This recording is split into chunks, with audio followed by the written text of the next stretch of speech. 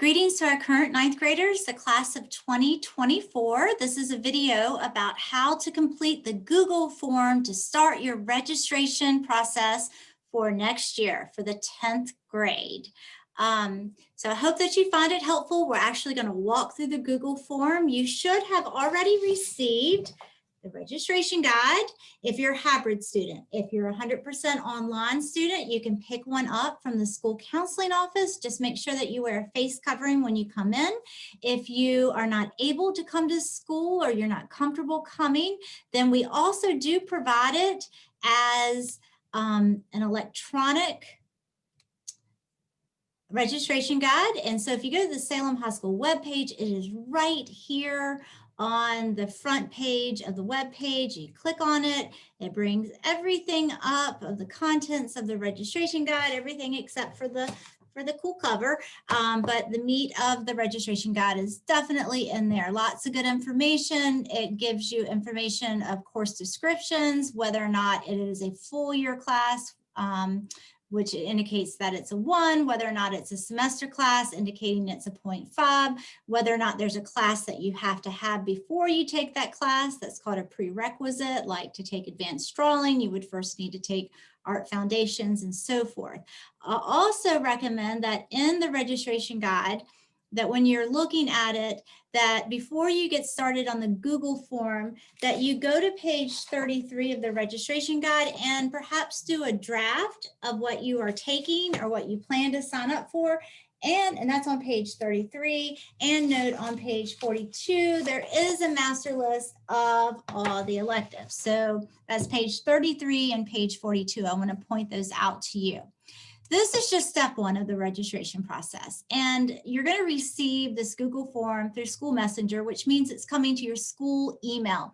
Please don't delete this email, okay? It's very important. You can also only complete it one time, so that's why we're asking that you be very prepared before you go in and do it. It doesn't save your work, so you have to do it in one sitting. So make sure that you're ready when you sit down to complete your Google form. It's due again by February 15th. However, know that the counselors are going to be going behind. We have a lot of checkpoints in place. We're going to be looking to make sure that you've signed up for the appropriate number of credits, the appropriate classes. We're going to send you a draft home of what you signed up for and give you ample time in the spring to notify us through email of any changes that you want to make. So even though this is due by February 15th, please know that you do have plenty of time after that to make changes if you change your mind or something changes that would warrant you to change your course selections for next year. Okay, so you receive the Google form to do registration through your email, through your school email. You're going to open it up, and there is a lot of important information. You should sit down and read this with your parents. Make sure that they are informed and that you make these decisions together. You're going to input some basic demographics and your student number, and click next. Okay, so that means we're ready to get started. It's going to review the 2 diploma types, the Advanced Studies Diploma, Standard Diploma. I'm going to indicate as of right now which diploma am I working towards. I'm going to say that I'm working towards an Advanced Studies Diploma. And then that brings me to English. Okay, so there are 3 different English levels, and it's important that you read about these because 2 of them, Pre-IB English 10 and AP Language and Comp, require summer reading.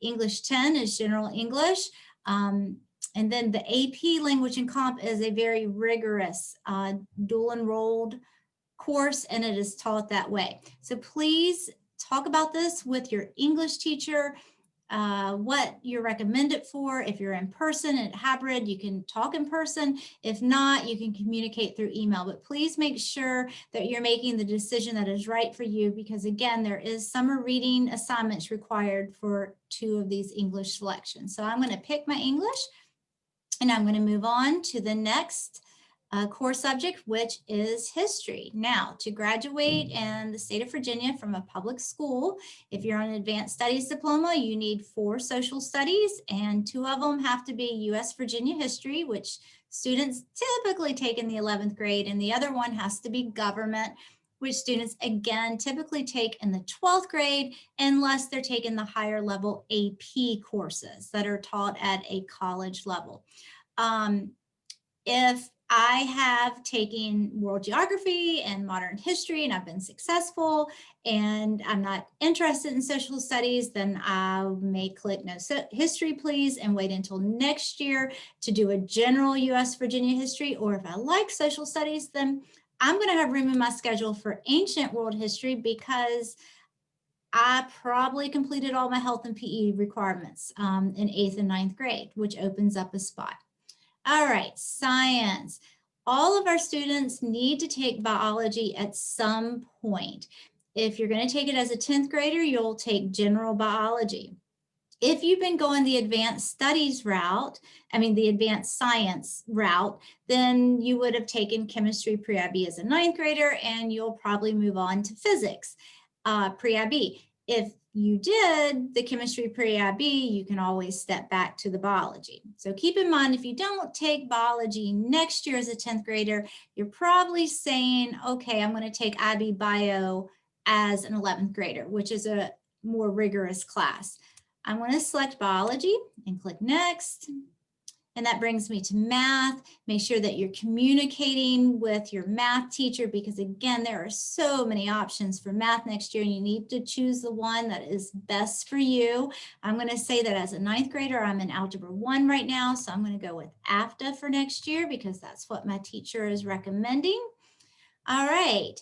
So most of our current 9th graders who went to Andrew Lewis are finishing up their health and PE requirements this school year because you need 2 units of health and 2 units of PE in the state of Virginia. If you transfer to us from another school division as either a 9th or a 10th grader, or rather as a 9th grader, then you may need a health or a PE. But if not, you may be able to choose no PE or health. If you're in doubt, please communicate with your school counselor because we can let you know. All right, world languages. If I'm on a standard diploma, I don't need to take a world language. I can indicate no world language, please. However, if I'm on an advanced studies route and I want to stay that route, I need either 3 years of one language or 2 years of one and 2 years of another. So even as a rising 10th grader, if I haven't started my world language and I want to do the advanced studies, I could start as a rising 10th grader and do 1, 2, and 3 of the same language. Also, if I'm currently in the 2nd year of a language and maybe I'm going to pass it, but it's not really going that well for me and I'm really nervous about going on to the 3rd level of that language, you can switch and do a different language and just do 2 years of that language as well. So you would have the 2 + 2 option. So let's say that I did Spanish 1 as an 8th grader. This year I'm in Spanish 2 as a 9th grader.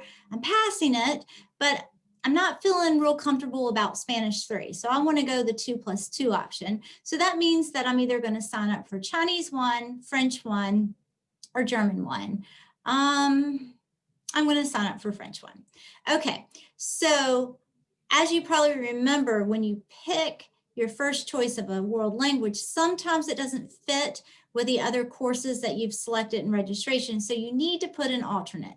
If I don't get French 1, what would be my second choice? Well, I'm not going to choose Spanish 1 because I said I already took that. I'm not going to choose French 1 because that's my first choice. And I've already said that up here. So that means either Chinese 1 or German 1. If I indicated no language, then I'm going to indicate no language again. So I really want French 1. I've already done Spanish 1. I'm going to go with German 1 if I don't get French 1. So then I click next. All right, brings us to student support. If you're a student who has an IEP and receives resource, that's where you'll indicate that here. If you are a student who receives the EL resource, the English language resource, you'll indicate that right here. If not, you click no student support and next. Okay, so now we're to electives. So keep in mind that we have a 7-period school day. So that means that in most situations, you're going to select courses that equal 7 credits. So that's why it's important to do the worksheet first on page 33, because some courses are half a year which means they're worth 0.5, and some are full year, which means they take up an entire credit of a 1. An exception would be to the 7 is if you're doing marching band or color guard and you're going to sign up for marching band, then that would mean that you could take 7.5. Okay, so I want to make sure that I don't go over 7 or 7.5 since I'm doing marching band. So in each area, I'm going to look at the electives that are broken down by subject matter. And if I'm not interested in taking any, I'm going to click no at the top. You do have to click something. So if you're not interested, click no. Now I'm to the business electives to point out economics and personal finance is a graduation requirement. So since you likely do not have to take health and PE, this would be a good time to take this graduation requirement, would be next year. Or if by chance you didn't take a social studies for next year, if you're taking a year off from social studies, then you could also probably have room in your schedule. So we highly recommend that you do econ and personal finance before your 12th grade year. We don't like seniors to put that graduation requirement off until their last year of high school. So I'm going to go ahead and select it. I know that I want to do band, so I'm going to click no for all these other areas, although there are so many good electives, it's hard to make choices. So band is under performing arts electives. Now, if I'm in concert band as a 9th grader, or I'm in concert choir as a 9th grader, but I'm planning to try out for an audition group, as of when I'm filling out this form, I'm going to go ahead and go with the concert group. Okay. And then if I audition and I'm placed in one of those other classes, your counselors are going to make those changes to your registration for you. So you don't need to worry about that. If you're currently in an audition class, then you can go ahead and select that audition class. Most 9th graders are not. They're generally in either the concert choir or the concert band, but sometimes there's some exceptions. So you can certainly try out though in the spring. So I'm going to say I'm in band and I'm hoping to audition for symphonic band, but that hasn't happened yet. So I'm going to go ahead and mark concert band. I'm going to do marching band. So I need to make sure that I pick both. All right. And so then with the personal finance, the econ, the band, and the marching band, and all my other classes, I have a full schedule of 7.5 credits because of the marching band. And I'm going to click next. All right, here's where you need to do a little bit more work because you're not able to just type it in. You're not able to click, you got to type it in. I said that wrong, I'm sorry. So here is where turning to page 42 is very helpful. Okay, so let's say that one of the electives I've chosen, which is actually a graduation requirement, personal finance and econ, conflicts with the other courses that I'm registering for. It's very important that you put in 3 alternates, 3 other electives that if you don't get your first choice that you would be okay with. Okay, keep in mind that some of the electives are full year and some of them are half year. So maybe I'm going to put, since personal finance and econ is a full year and I haven't gotten to do drama yet, and that sounds like fun, maybe I'm going to put in drama 1. And so I've got to type it in. Maybe I want to put in a couple of semester electives. Let's see. Intro to marketing fashion. That sounds good to me. And then that's only a semester elective, so I need to offset it with another semester elective. So what else could I do? Well, let's say maybe I want to do ceramics 1. Okay, so now I'll click next and we are almost finished, I promise. We get to the screen on whether or not I'm interested in the online academy.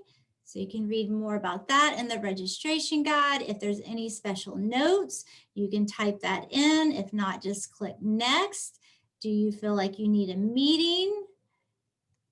And click next. And this is where you're going to hit submit. Now, I'm not going to hit submit because I already did 10th grade at Salem High School back in the 1980s. So I'm not going to do 10th grade again. It was fun, and I envy you for being in high school. It's can be a good time. So anyway, once you submit, know that you're going to get an email saying that you've submitted with some further instructions. So I hope that I have shown you how to complete the Google Doc, the Google form rather, for registration. If you have any questions at all, please email your school counselors. We're happy to help you and to answer questions.